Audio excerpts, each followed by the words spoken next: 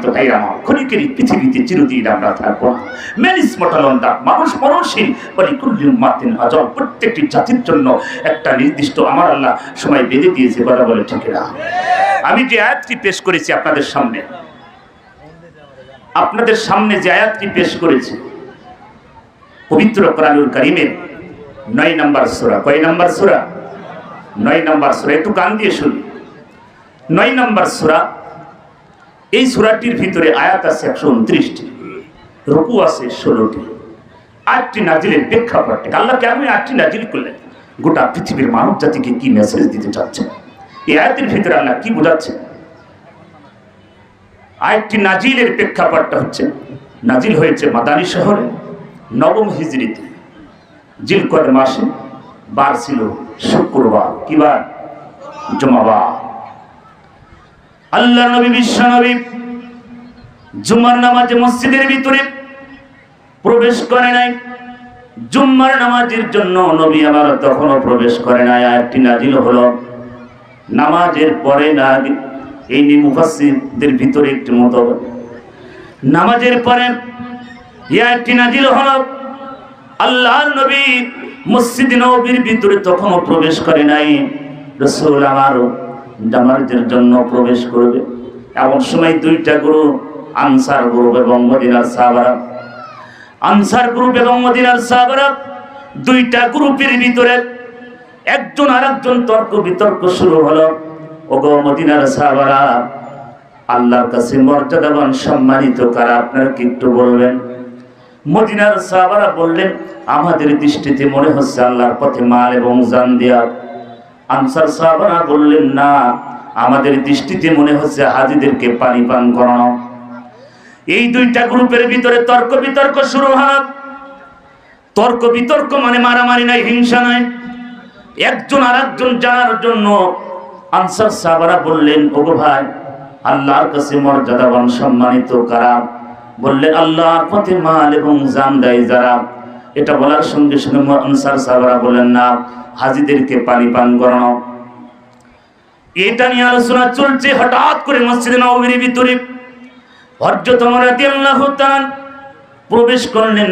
প্রবেশ করার পরে গুনগুন আওয়াজ শুনতে পেরে হযরত ওমর ধমক দিলেন, ওগো আল্লাহর নবীর সাহাবারা, মসজিদে নববীর ভিতরে জুম্মার দিনে কেন এত গুনগুন আওয়াজ চলে? আনসার সাহাবারা ডেকে বলেন, ভাই ওমর, একটা প্রশ্ন আপনার কাছে আমার মন্ত্র। আনসার সাহাবারা ডেকে বললেন, ভাই ওমর, আমাদের একটা প্রশ্ন, আল্লাহর কাছে মর্যাদাবান সম্মানিত কারা? সঙ্গে সঙ্গে হযরত ওমর রাদিয়াল্লাহু তাআলা মুখটা মলিন করে ফেললেন। মদিনার সাহাবারা দাঁড়িয়ে গেলেন, ভাই ওমর, আল্লাহর কাছে মর্যাদাবান সম্মানিত কারা আপনি কি একটু বলবেন? হযরত ওমর ধমক দিয়ে বলেন, ও আল্লাহর নবীর সাহাবারা শোনাও, এই প্রশ্নের উত্তর একমাত্র আল্লাহর নবী ছাড়া সম্ভব না, আমি ওমর দিতে পারবো না। মসজিদে নববী এত সুন্দর, আগে তো এত সুন্দর ছিল না, তখন কাঠের তৈরি, সেই সময় কাঠের তৈরি, খড়ের তৈরি। এখন তো মসজিদে নববী এত সুন্দর। আমার ভাইয়েরা, এই মসজিদে নববীর ভিতরে তাহাজ্জুদের আজানের আগে আমি যে মসজিদে নববীর ভিতরে বসে থাকতাম, তাহাজ্জুদের আজান হতো, নামাজ পড়ে আবার অপেক্ষা করতাম কোরআন তেলাওয়াত। ফজরের নামাজের পরে 7 নম্বর গেট বাবে সালাম, রাসূলকে সালাম দিয়ে জান্নাতুল বাকিতে আবার হাঁটাহাঁটি করতাম। আমার ভাইয়েরা, এই মসজিদে নববীর ভিতরে এত সুন্দর মসজিদে নববী, আমার দৃষ্টিতে মনে হয় গোটা পৃথিবীতে কত এত সুন্দর মসজিদ আর পৃথিবীতে নাই। মসজিদে নববীর ভিতরে আল্লাহর নবী প্রবেশ করলেন। সাহাবারা দাঁড়িয়ে গেলেন। নামাজ খুতবা শুরু হয়ে গেল, নামাজ শেষ হয়ে গেল। আল্লাহর নবী নামাজ শেষ করার পরে সাহাবাদের দিকে মুখ পুড়িয়ে বসলেন। সাহাবারা গুনগুন আওয়াজ শুরু করলো। নবী আমার প্রশ্ন করলেন, সাহাবারা, তোমাদের কি কোনো প্রশ্ন আছে? এত গুনগুন আওয়াজ করো তোমরা। মদিনার সাহাবারা দাঁড়িয়ে গেলেন, ওগো আল্লাহর নবী, বেয়াদবি মাফ করবেন, আমাদের একটা প্রশ্ন আছে। ও নবী, আপনি কি প্রশ্নের উত্তর দিবেন? আমার নবী বললেন, সাহাবারা, বড় প্রশ্ন, কি তোমাদের প্রশ্ন? মদিনার সাহাবারা বললেন, ওগো নবী, আল্লাহর কাছে মর্যাদাবান সম্মানিত কারা? একটু কি আপনি আমাদেরকে এই উত্তরটা দেবেন? এই কথা বলার সঙ্গে সঙ্গে আমার নবী মাথাটা নিচু করে বসলেন। আনসার সাহাবারা দাঁড়িয়ে গেল, গো আল্লাহর নবী, একই প্রশ্ন আমাদের, আল্লাহর কাছে মর্যাদাবান সম্মানিত কারা, আপনি কি একটু বলবেন? আনসার সাহাবারা প্রশ্ন করার সঙ্গে সঙ্গে নবী আমার মুখটা মলিন করলেন, মাথাটা নিচু করে বসলেন, কারণ আমার নবী ওহীর অপেক্ষায় থাকলেন। জোরে বলেন সুবহানাল্লাহ। আবল তাবল কথা বলেন না, ওহীর অপেক্ষা। আর আমরা যদি হতাম ফতুয়ার ডালি নিয়ে বসে যেতাম, কথা বলে ঠিক কিনা? সবচেয়ে বেশি ফতুয়াবাজি হয় চায়ের দোকানে। কিসের দোকানে? আপনাদের এলাকায় আছে কিন্তু জানি না, আমাদের এলাকা আছে। চার দোকানদার হয় মুফতি, আর যারা চা খায় ওরা মুহাদ্দিস আর মুফাসসির। কথা বলে ঠিক না? পোশাক ফিরে পানি নাই না। আর বড় বড় ফতুয়া সব চার দোকান দিয়ে, এই হুজুর খারাপ, এই হুজুর খারাপ, এ খারাপ, ইমাম খারাপ, এ খারাপ। আর যে পোশাক ফিরে পানি নাই না হচ্ছে আল্লাহর ওলি। কথা বলেন? আমাদের দেশে এমন ওলি ছিল 70 রাকাত তাহাজ্জুদ পড়তো। কথা বলেন? খেলা হবে, কি হবে? এখন তো খুঁজি পাওয়া যাচ্ছে না। তা 1 রাকাতে 8টা সেজদা মারতো। চিন্তা করেন কত বড় বাটপা, মিথ্যা কথা বললে এদেশে 90-95% মুসলমান, সে দেশে বাটপারি কথা বলে মানুষকে কনভার্ট করতো। এটা ক্ষমতার শয়তানের ফিরাউনের ক্ষমতা দিয়ে। কথা বলে ঠিক না? জালেম কখনো সফলতা অর্জন করতে পারে না। কে বলছে? জালেমের দোয়া কখনো কবুল হয়? মাজলুমের দোয়া কবুল হয়। আজ আল্লাহ আমার একটা কথা মনে পড়ে যা বলেছে, বিজয় অর্জন করতে চাও, রক্ত দাও, জীবন দাও, বাড়ি ছাড়ো, ঘর ছাড়ো, বিজয় আমার আল্লাহ দেবে। কথা বলে ঠিক না? এদেশের কোটি কোটি নারী পুরুষ রাজপথে নেমেছিল। কথা বলে ঠিক না? আল্লাহ বিজয় দিয়েছে কিনা? জালেমের ভারতের আগ্রাসন থেকে এদেশকে রক্ষা করেছেন কে? কিন্তু ওই আল্লাহকে সবসময় উপরে রাখতে হবে, সবসময় আল্লাহকে উপরে রাখতে হবে। ইসলাম আবেগ দিয়ে চলে না। কথা বলে ঠিক না? সম্মানিত ভাইরা আমার, এই জন্য ফতুয়া দেওয়ার আগে আমাদেরকে ভাবতে হবে। নবী আমার মাথাটা নিচু করে বসলেন, সাহাবারা হতাশ হয়ে গেল। সাহাবারা মনে করলেন নবী আমার মনে কষ্ট পেয়েছেন। সাহাবাদের ভিতরে ভয় শুরু হয়ে গেল। নবী মনে হয় বেয়াদবি মনে, এইভাবে তারা চিন্তা ভাবনা করুন। আল্লাহ পাক জিবরাইলকে ডেকে বললেন, জিবরাইল জলদি যাও, জীবন, হ্যাঁ জিবরাইল জলদি যাও, আমার বন্ধুর সব সইতে পারি রে জিবরাইল, আমার বন্ধুর কষ্ট, দুঃখ, যন্ত্রণা আমি আল্লাহ সইতে পারি না রে জিবরাইল, জলদি যাও। বাবে জিবরাইল 7 নাম্বার গেটের পাশের গেটটা বাবে জিবরাইল, ওই গেটের দিকে আমি অনেকক্ষণ তাকিয়েছিলাম। এই গেট দিয়ে জিবরাইল আমিন ওহী নিয়ে যেত আমার নবীর কাছে। তার পাশের গেটটা রিয়াজুল জান্নাতের গেটটা। আমার ভাইরা, জিবরাইল আমিন আসেন আল্লাহর নবীর কাছে সালাম দিলেন, ও আল্লাহর নবী, আপনার বন্ধু পাঠিয়েছি, মাথাটা উঁচু করেন, কোনো টেনশন নাই, কোনো চিন্তা নাই। সঙ্গে সঙ্গে আয়াতটি নাজিল হয়ে গেল। 9 নম্বর সূরা, সূরাটির নাম হচ্ছে তাওবা। তাওবার 20 নম্বর আয়াতটি আল্লাহ পাক নাজিল করে বলেন, আল্লাযিনা আমানু, আল্লাযিনা আমানু, ও নবী যারা ঈমান আনে, ও হাজারু যারা হিজরত করে, ও জাহাদু যারা জিহাদ করে, ফি সাবিলিল্লাহ আল্লাহর পথে, বিআমওয়ালিহিম ওয়া আনফুসিহিম আল্লাহর পথে জান এবং মাল দেয়। আল্লাহ পাক বলেন, আ'যামু দারাজাতান ইনদাল্লাহ, ওরা হবে পৃথিবীতে সফল। জোরে বলেন সুবহানাল্লাহ। ওরা হবে সম্মানিত। সাহাবারা বলেছিলেন আল্লাহর কাছে সম্মানিত কারা? আয়াতটি নাজিল হয়ে গেল। নবী আপনি বলে দিন, আল্লাহর পথে যারা জানমাল দেয়, হিজরত করে, জীবন দেয়, আল্লাহর কাছে ওরাই হচ্ছে মর্যাদাবান, সম্মানিত। জোরে বলেন সুবহানাল্লাহ। সম্মানিত ভাইয়েরা আমার, এই আয়াতের প্রেক্ষাপট নাজিলটা হচ্ছে আল্লাহ পাক আয়াতটি নাজিল করলেন গোটা পৃথিবীর মানব জাতির হেদায়েতের জন্য। আল্লাহ পাক বলেন, ও নবী যারা ঈমান আনে, যারা ঈমান আনে, এই পৃথিবীতে যারা ঈমান এনেছে তাদের উপর অত্যাচার, নির্যাতন, জুলুম হবে। তারপরেও তারা আল্লাহর জমিনে দিন কায়েমের জন্য যারা বুকের তাজা রক্ত ঢেলে দিল, মরতে দেরি, জান্নাত পেতে তাদের দেরি হবে না। লা ইলাহা ইল্লাল্লাহ, লা ইলাহা ইল্লাল্লাহ, লা ইলাহা ইল্লাল্লাহ। আজকের প্রধান অতিথি জনাব আহসানুল্লাহ বাবু সাহেবকে আমাদের মঞ্চে আসার জন্য অনুরোধ করছি আজকের প্রধান অতিথি জনাব আহসানুল্লাহ বাবুকে মঞ্চে আসার জন্য অনুরোধ করছি। আপনাদের যে জিকিরের ভাব দেখতেছি মনে হচ্ছে জীবন যায় যায় অবস্থা। এতগুলো মানুষ আসলে জিকির হবে কোন কাই? বিড়ি খাই সব গলা শেষ। এক ডার্বি সিগারেট এসে বাংলাদেশ তোল পার করে ফেলেছে। এখানে বিড়ি খাওয়া পার্টি কয়জন আছেন একটু হাত তুলে দেখা। বিড়ি খাওয়া পার্টি কই? ওই মোটামুটি ৫-৭ জন পাওয়া গেছে। আর সবার আল্লাহর ওলি বসে আছে। আলহামদুলিল্লাহ, খুশি হয়ে গেলাম। সিংলার মানুষেরা বিড়ি খায় না, মানিকগঞ্জের মানুষরা বিড়ি খায় না। আল্লাহ পাক সবাইকে ওলি হিসাবে কবুল করুন। জোরে বলেন আমিন। এই যে হাজার হাজার মানুষ বিড়ি খায় না, এলাকার দোকানগুলো চলে কোন কায়দা? কথা বলেন, এলাকার দোকানগুলো চলে কোন কায়দা? বলেন হুজুর আমরা কেন বিড়ি খাবো? বর্তমানে আমরা এখন সিগারেট খাচ্ছি। আমার ভাইরা, প্রত্যেকটি নেশা জাতীয় বস্তু আমার আল্লাহ হারাম করেছে। কথা বলে ঠিক না? আমার সম্মানিত ভাইয়ের আমার এই জন্য জিকির হবে কার নামে? জিকির করুন লা ইলাহা ইল্লাল্লাহ, লা ইলাহা ইল্লাল্লাহ। আল্লাহ তোমার এই দুনিয়া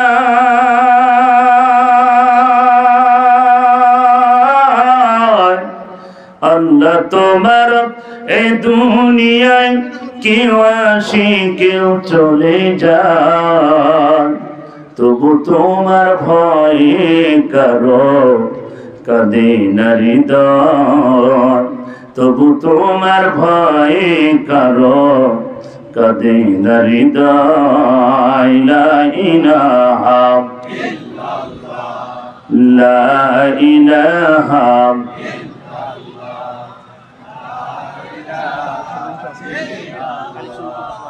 কিছু বলছেন কত টাকা যাবো সেটা বলতে হবে। লা ইলাহা ইল্লাল্লাহ মুহাম্মাদুর রাসূলুল্লাহ সাল্লাল্লাহু আলাইহি ওয়াসাল্লাম। আমার ভাইরা কষ্ট হচ্ছে আপনাদের? সম্মানিত ভাইরা আমার, এই বাংলাদেশকে নষ্ট করার মূল সমাজের কিছু পাতি নেতারা সামসারা। কথা বলেন ঠিক কিনা? নেতারা অত খারাপ না, কিন্তু সমাজের এই সামসাগুলোর কারণে সমাজ নষ্ট হয়েছে। কথা বলেন। আপনাদের এলাকার কেমন কি জানি না, আমাদের এলাকার সামসাগুলো যারা রং মিস্ত্রি তারা হচ্ছে কেডা, তাদের বাড়ি গাড়ি এখন পালসার গাড়ি, কি অবস্থা। রং মিস্ত্রি, কাঠ মিস্ত্রি, মাছ ব্যবসায়ী আমাদের অঞ্চলে তারা লক্ষ লক্ষ টাকা, তারা অবস্থা এমন হয়েছে। আমার ভাইরা একটা কথা বলি, সামসা কিন্তু মারাত্মক ভয়ঙ্কর একটা জিনিস। কথা বলে ঠিক না? উদাহরণ দেব, সামসার উদাহরণ দেব নাকি? আজ এক সামসা বিয়ে করতে গেছে, মনে করে একটা ছেলে বিয়ে করতে গেছে, আজ ওই ছেলের সাথে সামসা গেছে, মানে ঘটক। কে কে? ঘটক। ভাই আমার সামসাদের কাম হচ্ছে খালি বেলুনের মতন ফোলানো, নেতাদেরকে বেলুনের মতন ফোলানো। ছেলেটা এই পাশে, মাঝখানে শ্বশুর মশাই, এই পাশে সামসা মানে সেই ঘটক। ছেলেটা প্রশ্ন, মানে শ্বশুর মশাই প্রশ্ন করছে, বাজা তুমি তো আমার মেয়েকে বিয়ে করবা, তো লেখাপড়ার কি যোগ্যতা তোমার আছে? ছেলেটি বলছে আমি জাহাঙ্গীরনগর বিশ্ববিদ্যালয় থেকে ইকোনমিক্সের উপরে অনার্স মাস্টার্স কমপ্লিট করেছি, এটা আমার যোগ্যতা। সামসা উঠে লাভ মারিটু বলছে, হব শ্বশুর মশাই, লেখাপড়া লাগবে কত, দরকার কত, পুরা বাংলাদেশে সব বিশ্ববিদ্যালয়ে পড়া বসে আসে। আচ্ছা বলেন তো একজনকে সব বিশ্ববিদ্যালয়ে পড়তে পারে? কারণ আমরা বিশ্ববিদ্যালয়ে পড়েছি, আমরা জানি অনার্স করতে পারে এক জায়গায়, মাস্টার্স করতে পারে এক জায়গায়, এমফিল পিএইচডি এক জায়গায় করতে পারে, না 3 থেকে 4টাই ধরলাম। কথা ঠিক কিনা? কিন্তু চামচার কাম কি? খালি ফোলানো। কথা ঠিক কিনা? দ্বিতীয় প্রশ্ন করছে, বাজান তুমি তো আমার মেয়েকে বিয়ে করবা, তো তোমার টাকা পয়সার কি অবস্থা?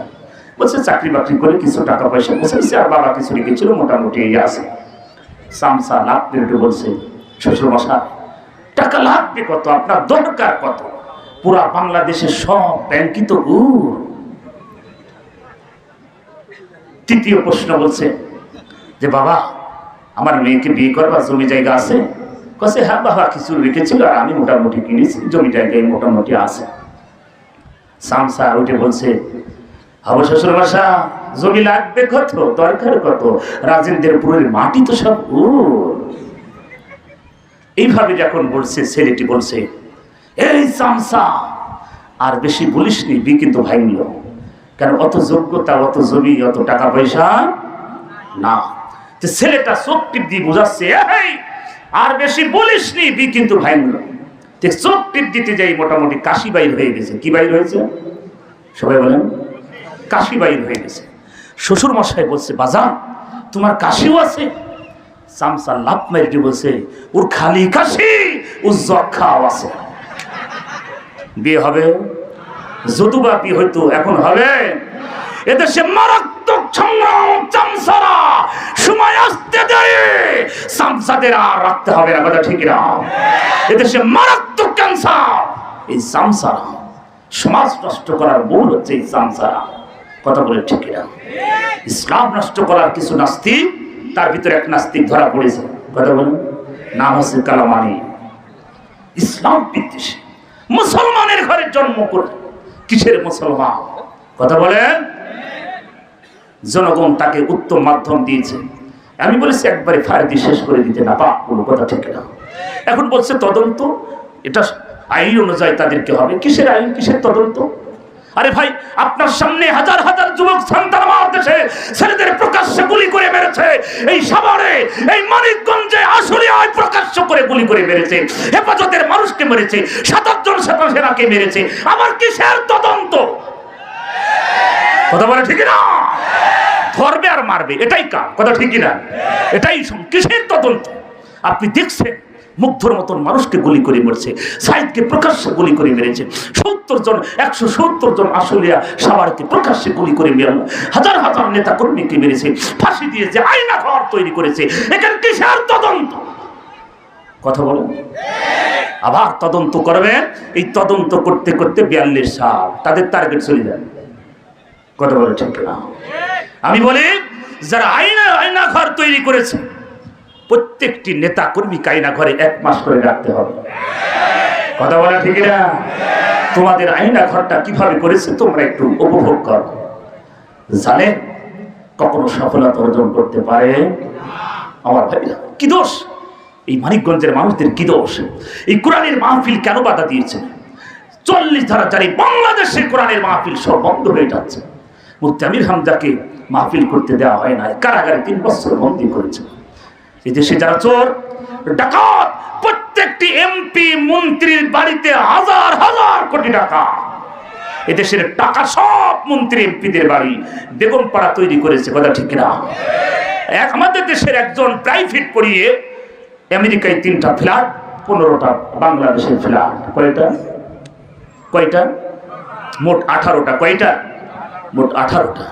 বাংলাদেশে 15টা, আমেরিকায় 3টা। প্রাইভেট পড়িয়ে নাকি বলে এতগুলো ফ্ল্যাট করেছে।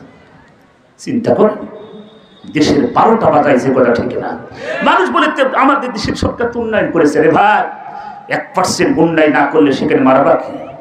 এই যে হাজার মাওয়া ঘাট, এই যমুনা সেতু তৈরি করতে যে যত হাজার কোটি টাকা খরচ হয়েছে, তার 4 গুণ বেশি আত্মসাৎ হয়েছে, কথা বলে ঠিক না? ভেক্টরে যা করি টানে যা করেছে, 1 গুণ করেছো, 4 গুণ পাচার করেছো। বাংলাদেশ শেষ। এই বাংলাদেশকে মাথা উঁচু করতে হলে এই বাংলাদেশের কোম্পানির দিন অপেক্ষা করতে পারে। এই টাকাগুলো সব নিয়ে আসতে হবে, কথা ঠিক না? একজন চিন্তা করেন, নিজে সাহস করে বলছে, আমার ড্রাইভার 400 কোটি টাকার মালিক, হেলিকপ্টারে যাও। কত বড় ডাকাত চোর! চিন্তা করেন, বলছে আমার ড্রাইভার, আমার দেশ। ইসলাম সত্য কথা বললে আপনি অপরাধী, আপনি থাকবেন, থাকলে সঙ্গী, না থাকলে আপনি জঙ্গি, কথা বলে ঠিক না? এদেশটাকে আয়না ঘরে বন্দি করতে চেয়েছিল, এদেশের মানুষকে আয়না ঘরকে বন্দি করেছে, হাজার হাজার মানুষকে গুম করেছে। আমাদের ঝিনাইদহ এমপি আনারের কথা শুনেছেন? পত্রিকায় পড়েছে? গোস্ত খুঁজে পাওয়া যাচ্ছে না, কথা বলেন। এই গোস্ত না খোঁজার কারণ একটাই, কালীগঞ্জের সন্তান সুহান অল্প বয়সের ইন্টারমিডিয়েট পাস ছাত্র, এসএসসি পাস করেছে। শিবির করার অপরাধে আমার ভাইয়েরা, যারা আজকে মদ নিয়ে, নারী নিয়ে, যারা বাংলাদেশে ব্যস্ত, যেসব ছাত্ররা, ছাত্রদের সংবিধানে কি আছে ওই সঙ্গেই সব ছাত্ররা নারী টেন্ডারবাজি, মদ মাদক মানুষ খুন, কথা বলে ঠিক না?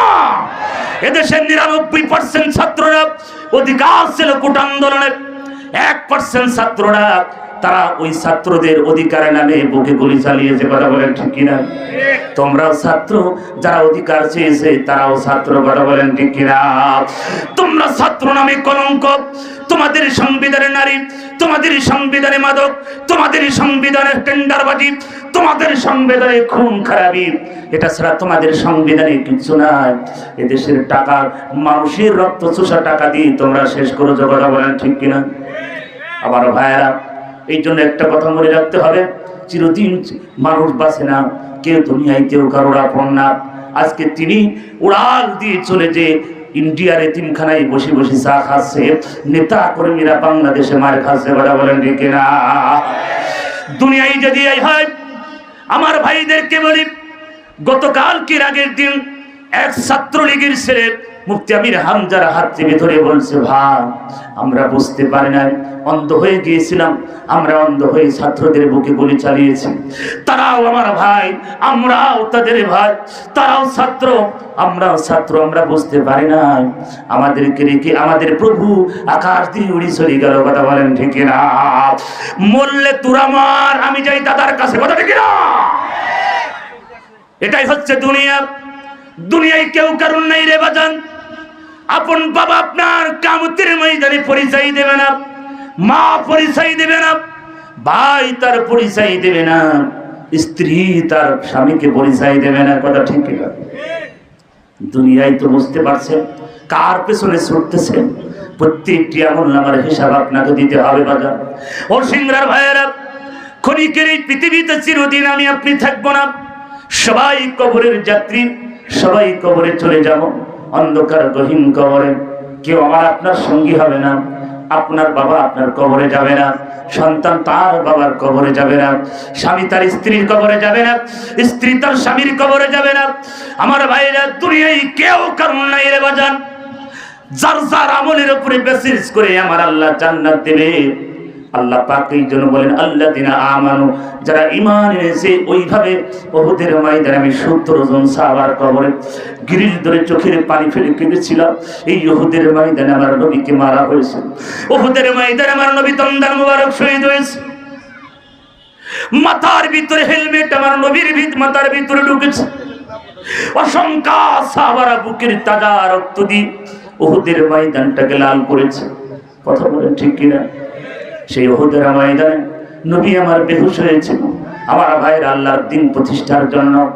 কিয়ামতের ময়দানে ওই সাঈদকে যদি প্রশ্ন করা হয়, ও আবু সাঈদ, তুমি কেন বুক পেতে দিয়েছিলে? তোমার বুকের ভিতর কেন এত গুলি? মুগ্ধ তোমার পানি পানি করতে যে তুমি কেন গুলি খেলে? এই সাভারে আমার ভাইয়েরা, এই সাভারে কত সন্তান জীবন দিয়ে চলে গেল, কথা ঠিক কিনা? আসলে মাটি লাল হয়ে গেল, সাভারে থানার সামনে রক্তে রঞ্জিত হয়ে গেল। আপনি কার বুকে গুলি চালালেন মায়া করে না? ওটাও তো আপনার সন্তান। না না, আপনার মহব্বত নাই, কারণ আপনার মহব্বত ভারত আমেরিকার পরে, কথা ঠিক কিনা? কারণ আপনার সন্তান বিদেশে, আপনার বোন বিদেশে, আপনার আত্মীয় স্বজন সব বিদেশে। বাংলার মানুষকে, হাজার হাজার লাখ লাখ মানুষকে গুলি করলে তোমার কোনো মায়া হতো না, কারণ তুমি বলেছো যা পারো লক্ষ লক্ষ আউট করে দাও, গুলি রেডি রাখো, প্রয়োজন হলে ফায়ার দিতে থাকো। তার মানে মানুষ রূপে শয়তান, বলা বলে ঠিক না? এটা হাইনার দল।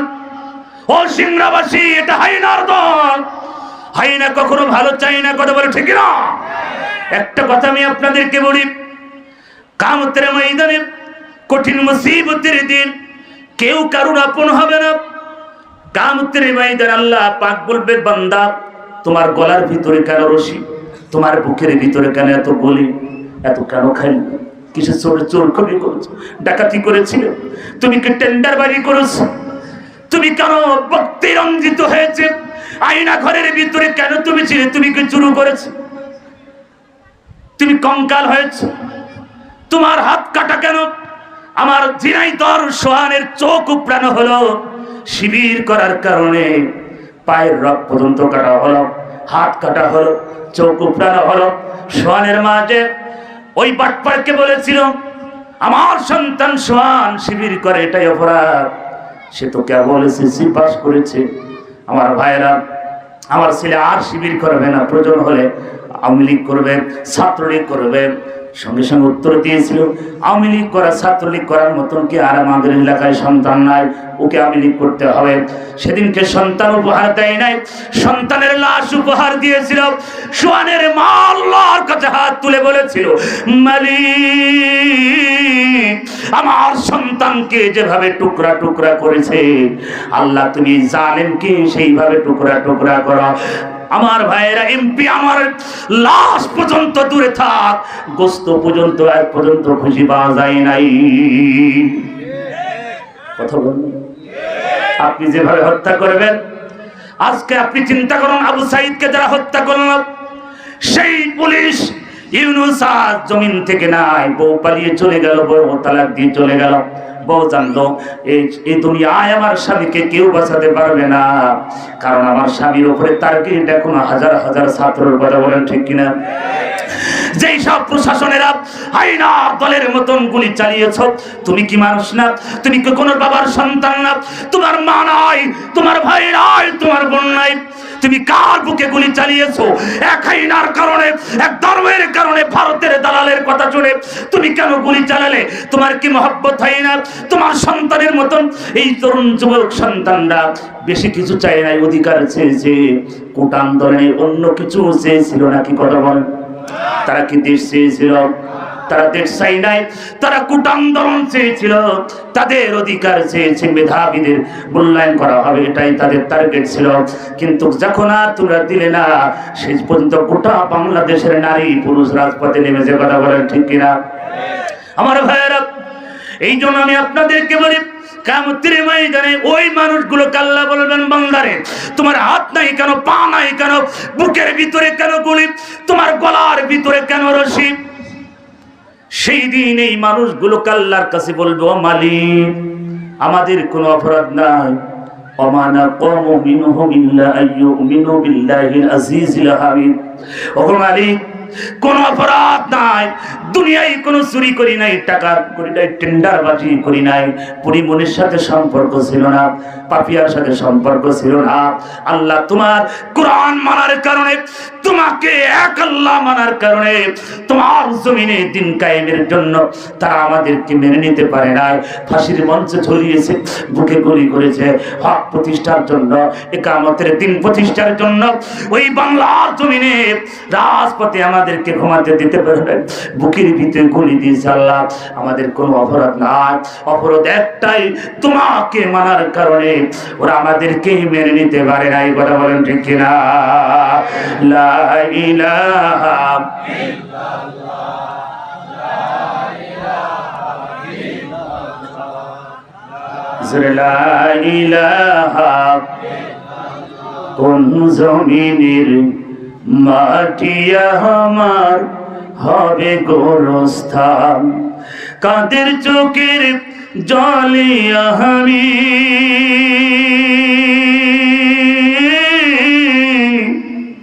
কাদের চোখের জলে আমি পাব পরিত্রাণ।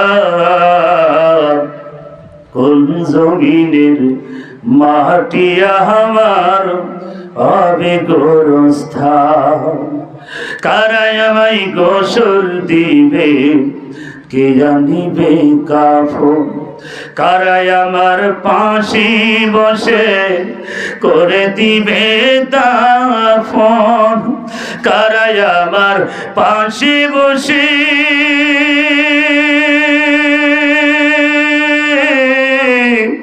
কারাই আমার পাশে বসে শোনাবে কোরআন। কোন জমিনের মাটি আমার হবে গোরস্থান। কথা বলো ঠিক? পৃথিবীর মানুষ জানে না,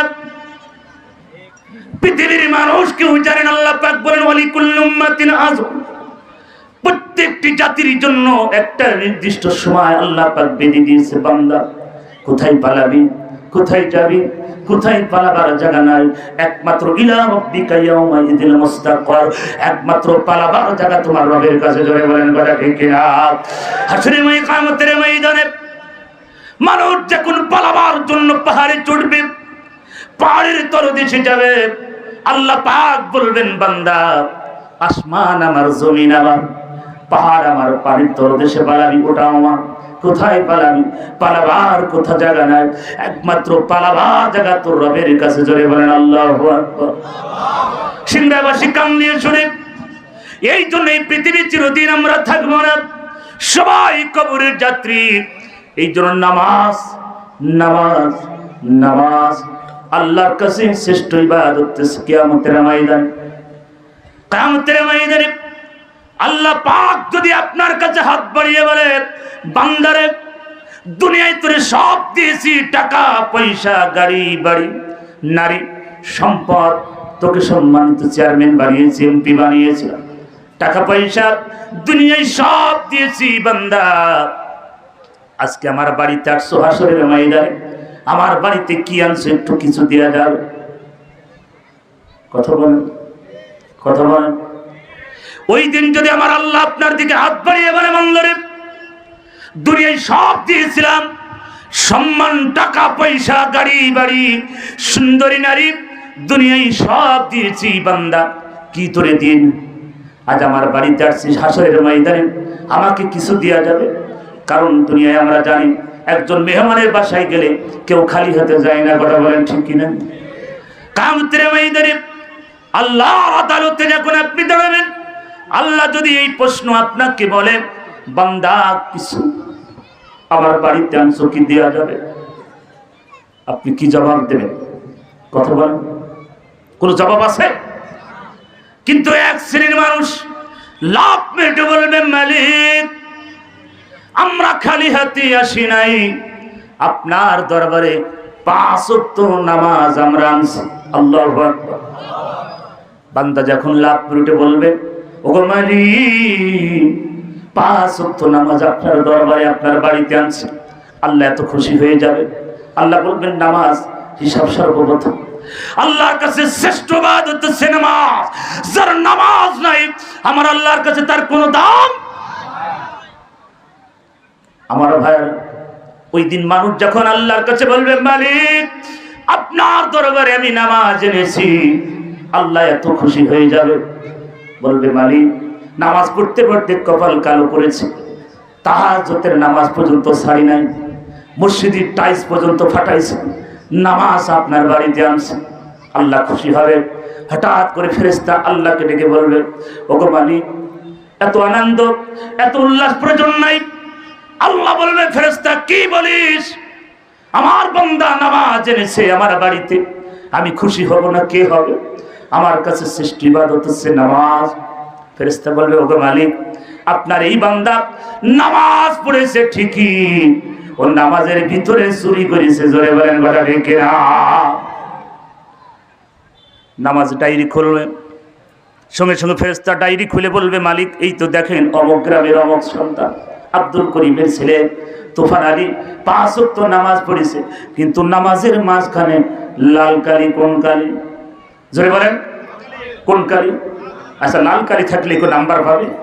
কথা বলেন। আল্লাহ বলবে কেন লাল কালি মারলি? ও কি 33 মার্ক পায় নাই? ফেরেশতা বলবে না না, ও 27 মার্ক নিয়ে বসে আছে, 33 মার্ক ওর কপালে জুটি নাই। কেন জুটলো না?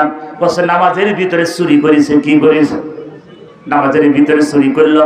নামাজের রুকু সেজদা কি পড়া লাগে কিছু জানে না, এমনি ঠুকঠাক মারছে, ওযু ছাড়া নামাজ পড়ছে। আমার দেশের নেতা কর্মীরা কথা বলেন ঠিক কিনা? যেটি 70 রাকাত তার মানে তাহাজ্জুদে নামাজ পড়তো, ওযু করতো কি না করতো? কথা বলেন। ধোঁকাবাজ, এ ধোঁকাবাজ সিটার বাটপার সমাজে ইসলাম নিয়ে তারা ব্যঙ্গ করেছে। কথা বলে ঠিক কিনা? আবার ভাইরা আল্লাহর কাছে বললেন, আল্লাহ বললেন তারে তুমি নামাজ পড়েছো, তোমার নামাজ কবুল হয় নাই। বান্দা লাখ মিনিটে বলবে ওগো মালিক নামাজ কবুল হয় নাই, তাই কি হয়েছে? আপনার বাড়িতে আমি হজ আনছি। কি আনছি? জোরে বলুন। হজ আনছি, 6-7 লাখ টাকা খরচ করে কাবার প্রান্তে গেছি। লাব্বাইক আল্লাহুম্মা লাব্বাইক, লাব্বাইক লা শারীকা লাক লাব্বাইক ইন্নাল হামদা ওয়ান নি'মাতা লাকা ওয়াল মুলক লা শারীকা লাক। আল্লাহ তোমার ঘরকে তাওয়াফ করেছি, তোমার বাড়িতে হজ এনেছি, 6 লাখ টাকা খরচ করে আমি হজ এনেছি। কথা বলে ঠিক? আল্লাহ হজ থেকে খুশি হয়ে যাবেন। ফেরেশতা বললেন মালিক আপনার এই বান্দা হজ আনছে ঠিকই, কিন্তু গুরু হজের মাঝখানে লাল কালি। কোন কালি? আল্লাহ বলবে এখানেও লাল কালি মারছিস, কারণ কি? সঙ্গে সঙ্গে বান্দা লাফে বললাম আপনার এই ফেরেশতা ভুল করে রেখেছে। আল্লাহ বলবে আমার ফেরেশতা তো ভুল করতে পারে না।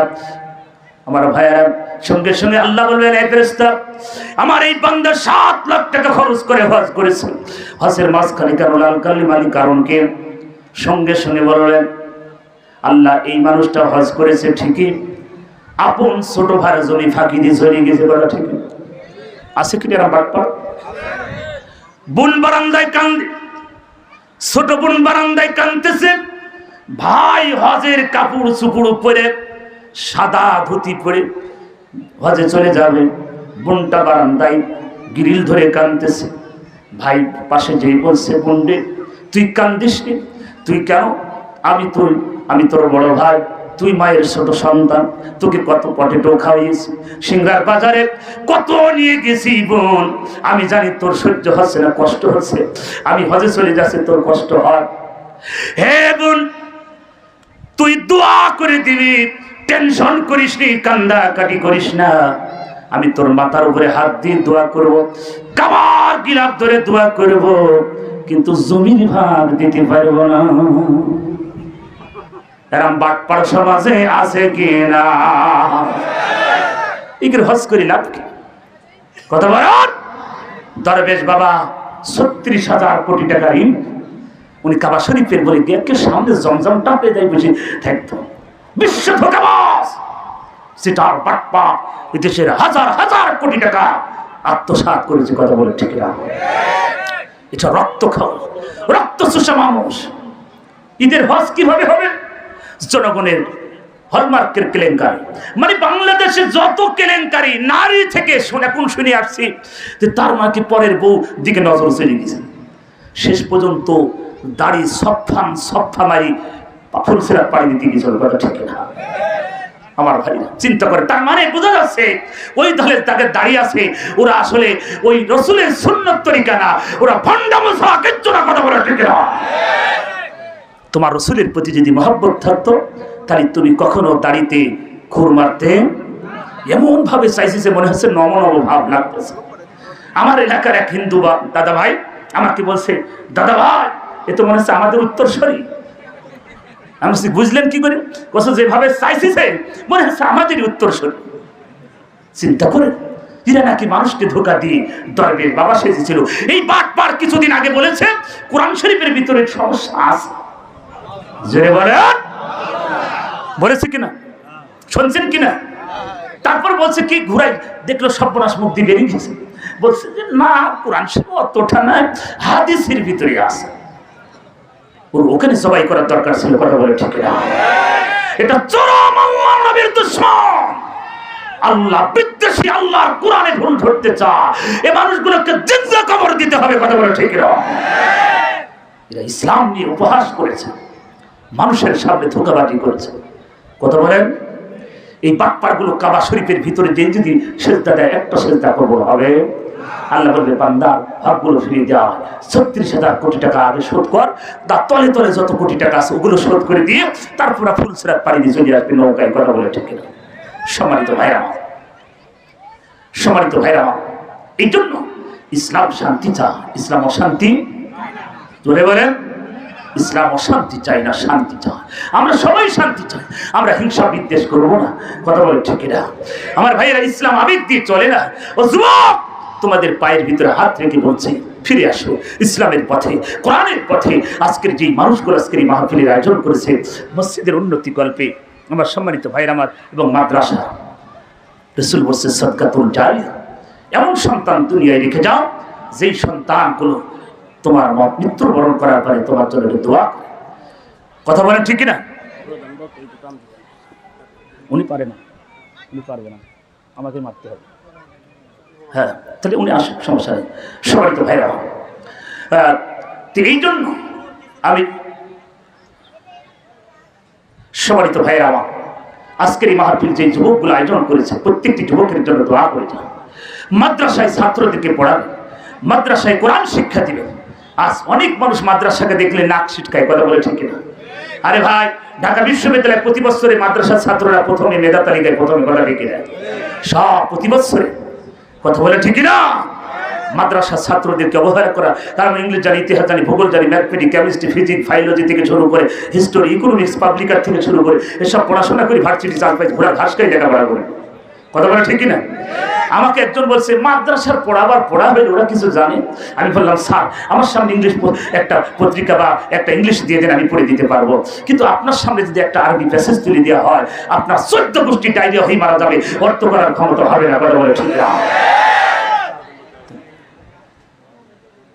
নারায়ে তাকবীর, আল্লাহু আকবার, নারায়ে তাকবীর, আল্লাহু আকবার। প্রধান বক্তার আগমন, শুভেচ্ছা স্বাগতম। প্রধান বক্তার আগমন, শুভেচ্ছা স্বাগতম। শুভেচ্ছার স্বাগতম। প্রধান বক্তার আগমন তালিমপুরবাসীর পক্ষ থেকে শুভেচ্ছা।